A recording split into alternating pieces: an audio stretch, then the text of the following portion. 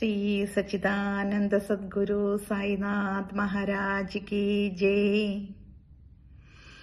എല്ലാവർക്കും ശ്രീ സായി സച്ചരിത പാരായണത്തിലേക്ക് സ്വാഗതം. ഇന്ന് പാരായണം ചെയ്യുന്നത് ചാപ്റ്റർ 28. ഷിർദിയിലേക്ക് ആകർഷിക്കപ്പെട്ട കുരുവികൾ. ലക്ഷ്മി ചന്ദ്, ബർഹാംപൂർക്കാരിയായ സ്ത്രീ മേഘ. മുഖവുര. സായി സീമാബന്ധനല്ല. ബ്രഹ്മാവ് തൊട്ട് ഉറുമ്പ്, കൃമി മുതലായതിലെല്ലാം അദ്ദേഹം കുടികൊള്ളുന്നു. എല്ലാറ്റിലും വ്യാപൃതനായിരിക്കുന്നു. സായി എല്ലാ വേദങ്ങളും അറിയുന്നവനും ബ്രഹ്മജ്ഞാനിയുമാണ്. അത് കാരണത്താൽ ബാബ തികച്ചും ഒരു സദ്ഗുരുവാകാൻ യോഗ്യനായി. എത്ര പണ്ഡിതനായാലും ശിഷ്യന് ആത്മജ്ഞാനം കൈവരിക്കാനുള്ള മാർഗം അറിയാത്തവൻ സദ്ഗുരു ആകില്ല. പിതാവ് ശരീരത്തിന് ജന്മം കൊടുക്കുന്നു, ജീവിതത്തെ മരണം പിന്തുടരുന്നു. പക്ഷേ സദ്ഗുരു ജനന മരണങ്ങൾ അവസാനിപ്പിക്കുന്നതിനാൽ എല്ലാവരിലും വെച്ച് ഏറ്റവും ദയാപരനാണ്. സായിബാബ പറയാറുണ്ട്, എന്റെ ആൾ 3000 നാഴിക ദൂരെയായാലും കാലിൽ ചരട് കെട്ടിവിട്ട പക്ഷിയെപ്പോലെ ഞാൻ എന്റെ അടുക്കിലേക്ക് വലിച്ചു കൊണ്ടുവരും എന്ന്. ഈ അധ്യായം അത്തരം ആകർഷിക്കപ്പെട്ട ചില കിളികളുടെ കഥകളെപ്പറ്റി പറയുന്നു. 1. ലാല ലക്ഷ്മി ചന്ദ്. ഈ മാന്യൻ ആദ്യം ബോംബെയിലെ ശ്രീ വെങ്കടേശ്വര പ്രസ്സിലും പിന്നീട് റെയിൽവേ ഡിപ്പാർട്ട്മെന്റിലും അവസാനം മെസ്സേഴ്സ് റാലി ബ്രദേഴ്സ് ആൻഡ് കമ്പനിയിലും ക്ലർക്കായി ജോലി ചെയ്തിരുന്നു. അയാൾക്ക് 1910 ബാബയെ സന്ദർശിക്കാൻ കഴിഞ്ഞു. ഒരു ക്രിസ്മസ് അവധിക്ക് 1-1.5 മാസത്തിനു മുമ്പ് സ്വപ്നത്തിൽ ഒരു താടിക്കാരൻ വയസ്സിനെയും അയാളുടെ ചുറ്റും കുറേ ഭക്തന്മാരെയും കണ്ടു. കുറച്ചു ദിവസം കഴിഞ്ഞ് അയാൾ ദാസ്ഗനുവിന്റെ കീർത്തനം കേൾക്കാൻ അയാളുടെ സുഹൃത്ത് ദത്താത്രേയ മഞ്ജുനാഥ് ബിജുവിന്റെ വീട്ടിൽ പോയി. ദാസ്ഗനു സാധാരണ കീർത്തന സമയത്ത് ബാബയുടെ ഒരു ഫോട്ടോ വയ്ക്കൽ പതിവുണ്ട്. ആ ചിത്രം കണ്ടപ്പോൾ ലക്ഷ്മി ചന്ദിന് അയാൾ സ്വപ്നത്തിൽ കണ്ടത് സായിബാബയാണെന്ന് തീരുമാനിക്കുകയും ചെയ്തു. ഈ ചിത്രം കാണലും ദാസ്ഗനുവിന്റെ കീർത്തനവും തുക്കാറാമിന്റെ ജീവിതത്തെപ്പറ്റി ദാസ്ഗനുവിന്റെ വിവരണം എല്ലാം കേട്ട് അയാൾക്ക് ഷിർദിക്ക് പോകാൻ അതിയായ ആശ ജനിച്ചു. സാധാരണ ഭക്തന്മാർക്ക് ഭഗവാൻ സദ്ഗുരുവിനെ കാണിച്ചു കൊടുക്കുന്നു എന്നത് ഒരു സത്യമാണ്. അന്ന് രാത്രി തന്നെ ഒരു സുഹൃത്ത് ശങ്കർ റാവ് 8 മണിക്ക് വാതിൽക്കൽ വന്നു മുട്ടി. അയാളോട് ഷിർദിക്ക് വരുന്നുവോ എന്ന് ചോദിച്ചു. അയാൾ സന്തുഷ്ടനായി ഉടനെ ഷിർദിക്ക് പോകാൻ ഒരുങ്ങി. ഒരു ബന്ധുവിന്റെ കയ്യിൽ നിന്ന് 15 കടം വാങ്ങി തയ്യാറായി ഷിർദിക്ക് പുറപ്പെട്ടു. വണ്ടിയിൽ അവർ കുറേ ഭജന പാടി. പിന്നെ ഷിർദിക്ക് അടുത്ത നാട്ടിലേക്ക് മടങ്ങുന്ന 4 മുഹമ്മദീയരോട് സായിബാബയെ പറ്റി അന്വേഷിച്ചു. അവർ സായിബാബ ഒരു മഹായോഗിയാണെന്നും കുറേ കാലമായി ഷിർദിയിൽ താമസമാണെന്നും പറഞ്ഞു. കോപ്പർഗാവോണിലെത്തിയപ്പോൾ ബാബയ്ക്ക് കുറേ ബേരിപ്പഴം വാങ്ങാൻ ആലോചിച്ചത് അവിടുത്തെ കാഴ്ചകൾ കണ്ടും മറ്റും മറന്നുപോയി. ഷിർദി സമീപിക്കാറായപ്പോൾ പഴത്തിന്റെ കാര്യം ഓർമ്മ വന്നു. അപ്പോഴേക്കും ഒരു വൃദ്ധ ഒരു കുട്ട പഴം തലയിൽ വെച്ച് കുതിരവണ്ടിക്കടുത്തേക്ക് ഓടി വരുന്നത് കണ്ടു. അതിൽ നിന്ന് നല്ല കുറേ പഴം വാങ്ങി. അപ്പോൾ ആ സ്ത്രീ എല്ലാ പഴവും എടുത്ത് ബാക്കി എനിക്ക് വേണ്ടി ബാബയ്ക്ക് കൊടുത്താലും എന്ന് പറഞ്ഞു. പഴം മറന്നതും ഇങ്ങനെ വാങ്ങാൻ കഴിഞ്ഞതും വൃദ്ധയ്ക്ക് ബാബയോടുള്ള ഭക്തിയും എല്ലാം അവർക്ക് അതിശയകരമായി തോന്നി. ലക്ഷ്മി ചന്ദ് കരുതിയത് ആ വൃദ്ധ താൻ സ്വപ്നത്തിൽ കണ്ട വയസ്സന്റെ വല്ല ബന്ധുവുമായിരിക്കും എന്നാണ്. അങ്ങനെ അവർ ഷിർദിയിലേക്ക് പോന്നു. വഴിക്ക് വെച്ച് മസ്ജിദിലെ കൊടിക്കൂറ കണ്ട് അവർ വന്ദിച്ചു. പൂജാസാമഗ്രികളെല്ലാം വാങ്ങി അവർ ബാബയെ ദർശനം ചെയ്ത് ആരാധിച്ചു. ലക്ഷ്മി ചന്ദ് ബാബയെ കണ്ട് അതീവ സന്തുഷ്ടനായി. ഒരു വണ്ട് താമരപ്പൂവിനെ എന്ന പോലെ അയാൾ ബാബയുടെ പാദത്തിൽ കടന്നു പിടിച്ചു. അപ്പോൾ ബാബ ഇപ്രകാരം പറഞ്ഞു, സൂത്രക്കാരൻ അവൻ വഴിക്ക് ഭജന ചൊല്ലും, എന്നിട്ട് ആളുകളോട് അന്വേഷിക്കും. എന്തിന് മറ്റുള്ളവരോട് ചോദിക്കുന്നു? എല്ലാം നമ്മുടെ സ്വന്തം കണ്ണുകൊണ്ട് കാണണം. നിന്റെ സ്വപ്നം ശരിയായോ അല്ലയോ എന്ന് ആലോചിച്ചാൽ പോരെ. ഒരു മാർവാടിയോട് കടം വാങ്ങി ദർശനത്തിന് വരാൻ എന്തായിരുന്നു ആവശ്യം? ഇപ്പോൾ ഹൃദയത്തിലെ ആവശ്യം സാധിച്ചില്ലേ? ഈ വാക്കുകൾ കേട്ട് ബാബയുടെ സർവാന്തര്യാമിത്വം ബോധ്യമായി ലക്ഷ്മി ചന്ദ് അതിശയിച്ചു പോയി. വഴിക്ക് വെച്ചുണ്ടായ സംഗതികൾ എങ്ങനെ ബാബ അറിഞ്ഞു എന്നയാൾക്ക് മനസ്സിലായില്ല. ഇതിൽ പ്രധാന കാര്യം ബാബാ ദർശനത്തിനോ പുണ്യദിവസം കൊണ്ടാടുന്നതിനോ തീർത്ഥാടനത്തിനോ കടം വാങ്ങുന്നത് ബാബ ഇഷ്ടപ്പെട്ടിരുന്നില്ല എന്നതാണ്. സൻസ. ഉച്ചയ്ക്ക് ലക്ഷ്മിചന്ദ് ഭക്ഷണത്തിനിരിക്കുമ്പോൾ അയാൾക്ക് ഒരു ഭക്തനിൽ നിന്ന് കുറച്ച് സൻസ ഗോതമ്പ് പായസം പ്രസാദമായി കിട്ടി. അയാൾ വളരെ സന്തോഷിച്ചു. പിറ്റേന്നും സൻസ കിട്ടുമെന്ന് കരുതി. പക്ഷേ കിട്ടിയില്ല. അടുത്ത ദിവസം ഉച്ചയ്ക്കുള്ള ആരതിക്ക് ശേഷം ബാബയ്ക്ക് എന്ത് നൈവേദ്യമാണ് കൊണ്ടുവരേണ്ടതെന്ന് ബാപ്പു സാഹിബ് ജോഗ് ചോദിച്ചു. ബാബ സൻസ കൊണ്ടുവരാൻ പറഞ്ഞു. ഭക്തന്മാർ 2 വലിയ പാത്രം നിറയെ സൻസ കൊണ്ടുവന്നു. ലക്ഷ്മിചന്ദിനും വിശപ്പ്, പുറത്ത് വേദനയുമുണ്ടായിരുന്നു. ബാബ പറഞ്ഞു, വിശക്കുന്നത് നല്ലതാണ്, സൻസ കഴിച്ചോളൂ. പുറം വേദനയ്ക്ക് എന്തെങ്കിലും മരുന്ന് കഴിക്കൂ. അപ്പോഴേക്കും അയാളുടെ മനസ്സിലുള്ളത് ബാബ അറിഞ്ഞതിൽ അയാൾ അതിശയിച്ചു. എത്രമാത്രം സർവാന്തര്യാമിയാണ് ബാബ എന്ന് നോക്കുക. 1. കരിങ്കണ്ണ്. ഈ അവസരത്തിൽ ലക്ഷ്മിചന്ദ് ചാവടിയിലേക്കുള്ള എഴുന്നള്ളിപ്പ് കണ്ടു. അന്നേരം ബാബ വല്ലാതെ ചുമച്ചിരുന്നു. അയാൾ കരുതി ബാബയുടെ ചുമ ആരുടെയോ കരിങ്കണ്ണ് കാരണമാണെന്നാണ്. പിറ്റേന്ന് അയാൾ മസ്ജിദിൽ പോയപ്പോൾ ബാബ ശ്യാമയെ വിളിച്ചു പറഞ്ഞു, ഇന്നലെ രാത്രി ഞാൻ വല്ലാതെ ചുമച്ചു. അത് കരിങ്കണ്ണ് പറ്റിയതാണോ?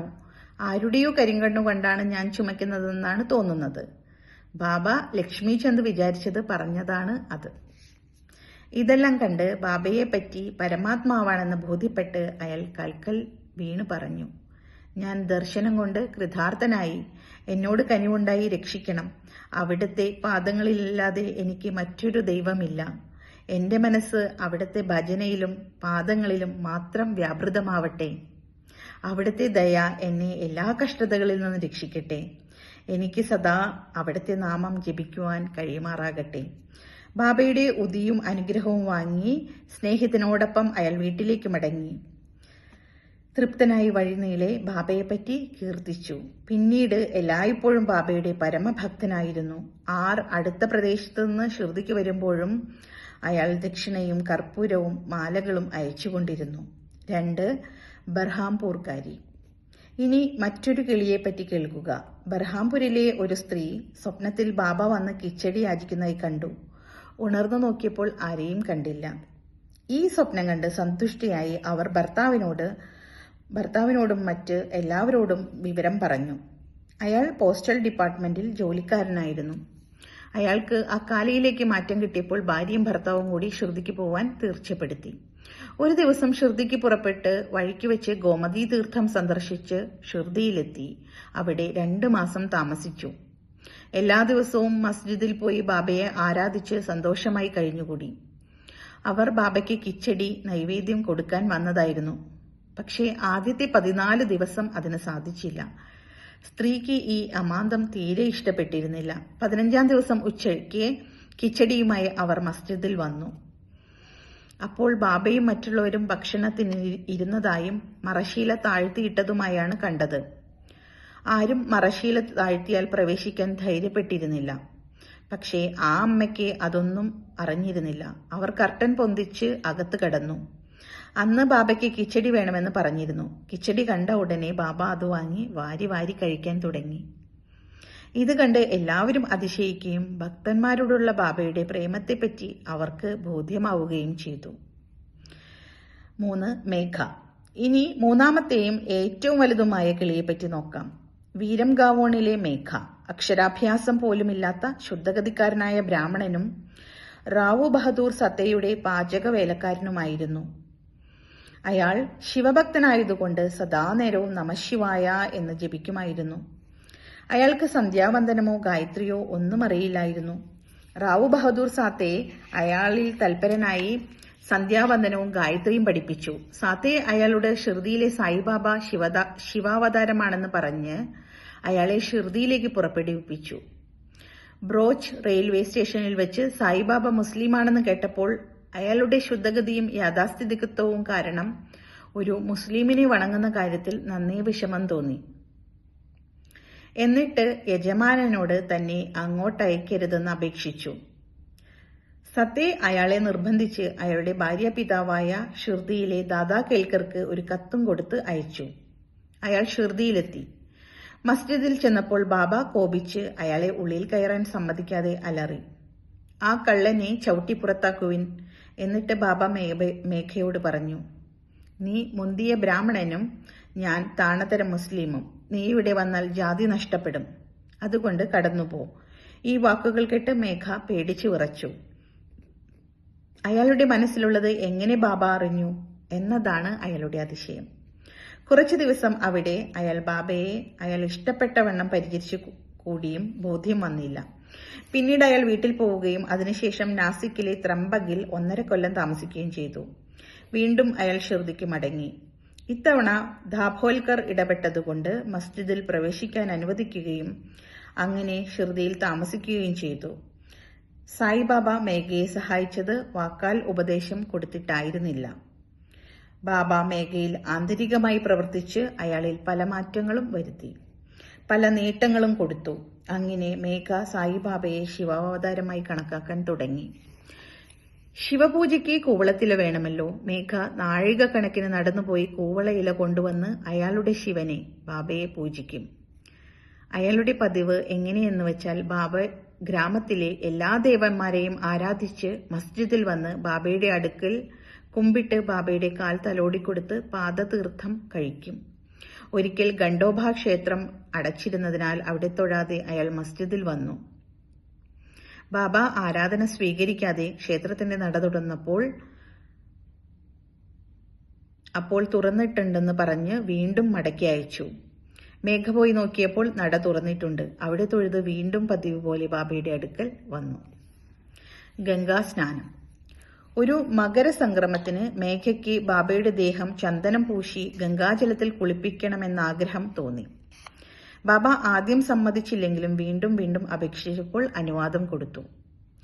മേഘയ്ക്ക് അങ്ങോട്ടും ഇങ്ങോട്ടും കൂടി 24 നാഴിക നടന്നാലേ ഗോമതി നദിയിൽ നിന്ന് ജലം കൊണ്ടുവരാൻ കഴിയും.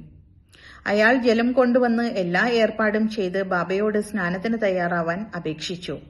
ബാബ തന്നെ അതിൽ നിന്നൊഴിവാക്കാനും ഒരു ഫക്കീർ എന്ന നിലയ്ക്ക് ഗംഗാജലവുമായി തനിക്കൊരു ബന്ധവുമില്ലെന്നും പറഞ്ഞു നോക്കി. പക്ഷേ മേഘ അതൊന്നും ശ്രദ്ധിച്ചില്ല. അയാൾക്കറിയാം ശിവൻ ഗംഗാസ്നാനം കൊണ്ട് സന്തുഷ്ടനാവുന്നു എന്ന്. അതുകൊണ്ട് അയാളുടെ ശിവനെ ആ പുണ്യ ദിവസം ഗംഗാസ്നാനം ചെയ്യിച്ചേ തീരൂ. ബാബ അവസാനം സമ്മതിച്ച് ഒരു പലകയിലിരുന്ന് തല മുന്നോട്ട് നീട്ടി പറഞ്ഞു, ഓ മേഘ, ഒരൊറ്റ സഹായമെങ്കിലും ചെയ്യണം. ശിരസാണല്ലോ ദേഹത്തിലെ ഉത്തമാംഗം. അതുകൊണ്ട് ശിരസിൽ മാത്രം വെള്ളം ഒഴിച്ചാൽ മതി. അത് ദേഹം മുഴുവൻ കുളിച്ചതിന് സമമാണ്. ശരി എന്ന് പറഞ്ഞ് മേഘ കുടമെടുത്ത് വെള്ളമൊഴിക്കാൻ തുടങ്ങുകയും സ്നേഹാധിക്യം കൊണ്ട് ഹർ ഗംഗേ എന്ന് പറഞ്ഞു മേലാകെ കൂടി വെള്ളമൊഴിക്കുകയും ചെയ്തു. പാത്രം താഴെ വെച്ച് ബാബയെ നോക്കിയപ്പോൾ അതിശയമെന്ന് പറയട്ടെ, ബാബയുടെ തല മാത്രമേ നനഞ്ഞിട്ടുള്ളൂ, ദേഹം നനഞ്ഞിട്ടേയില്ല. ത്രിശൂലവും ലിംഗവും. മേഘ ബാബയെ 2 സ്ഥലങ്ങളിൽ വെച്ച് ആരാധിച്ചു. മസ്ജിദിൽ നേരിട്ടും വാഡയിൽ നാനാസാഹിബ് ചന്ദോർക്കർ കൊടുത്ത ബാബയുടെ ഒരു വലിയ ചിത്രത്തെയും. ഇങ്ങനെ 12 മാസത്തോളം അയാൾ ചെയ്തു. അയാളുടെ ഭക്തി ഉറപ്പിക്കാനും ആസ്വദിക്കാനുമായി ബാബ ഒരു ദർശനം കൊടുത്തു. ഒരു പ്രഭാതത്തിൽ മേഘ കിടക്കയിൽ കണ്ണടച്ച് കിടക്കുകയായിരുന്നു. പക്ഷേ നല്ലപോലെ ഉണർന്നു കഴിഞ്ഞിരുന്നു. അപ്പോൾ അയാൾ ബാബയുടെ രൂപം വ്യക്തമായി കണ്ടു. ബാബ അയാൾ ഉണർന്നിരിക്കുകയാണെന്നറിഞ്ഞ് അയാളുടെ ദേഹത്തിൽ അരിമണി കുങ്കുമത്തിലിട്ട അക്ഷതം എറിഞ്ഞ് ഇങ്ങനെ പറഞ്ഞു, മേഘ, ഒരു ത്രിശൂലം വരയ്ക്കൂ. ബാബ അപ്രത്യക്ഷനാവുകയും ചെയ്തു. ബാബയുടെ വാക്ക് കേട്ട് കണ്ണ് തുറന്നപ്പോൾ ബാബയെ കണ്ടില്ല. പക്ഷേ അക്ഷതം അവിടെ കിടക്കുന്നുണ്ട്. അയാൾ ബാബയുടെ അടുക്കൽ പോയി ഈ ദർശനത്തെപ്പറ്റി പറയുകയും ത്രിശൂലം വരയ്ക്കാൻ അനുവാദം ചോദിക്കുകയും ചെയ്തു. ബാബ അതിന് ഇങ്ങനെ മറുപടി പറഞ്ഞു, ഞാൻ നിന്നോട് ത്രിശൂലം വരയ്ക്കാൻ പറഞ്ഞ എന്റെ വാക്കുകൾ നീ കേട്ടില്ലേ? അത് ദർശനമല്ല, നേരിട്ടുള്ള കൽപ്പനയാണ്. എന്റെ വാക്കുകൾ അർത്ഥഗർഭമാണ്, ഒരിക്കലും വെറും വാക്കുകളല്ല. മേഘ പറഞ്ഞു, ഞാൻ കരുതി അവിടെ നിന്നെ ഉണർത്തി എന്ന്. എല്ലാ വാതിലുകളും അടച്ചിരുന്നു, അതുകൊണ്ട് അതൊരു ദർശനമാണെന്ന് കരുതി. ബാബ തുടർന്നു പറഞ്ഞു, എനിക്ക് പ്രവേശിക്കാൻ വാതിൽ ആവശ്യമില്ല. എനിക്ക് ആകൃതിയോ വിസ്തൃതിയോ ഇല്ല. ഞാൻ സദാ സർവാന്തര്യാമിയാണ്. ഞാൻ സൂത്രധാരനെ പോലെ എന്നെ വിശ്വസിച്ച് എന്നിൽ ലയിക്കുന്നവരുടെ കാര്യങ്ങൾ നിർവഹിക്കുന്നു. മേഘ ഉടനെ വാടയിലേക്ക് മടങ്ങി വന്ന് ബാബയുടെ ചിത്രത്തിനടുത്തായി ചുമരിൽ ചുവന്ന നിറത്തിൽ ഒരു ത്രിശൂലം വരച്ചു. അടുത്ത ദിവസം ബോംബെയിൽ നിന്ന് ഒരു രാമദാസി ഭക്തൻ വന്ന് ബാബയെ വണങ്ങി ഒരു ലിംഗം ബാബയ്ക്ക് കൊടുത്തു.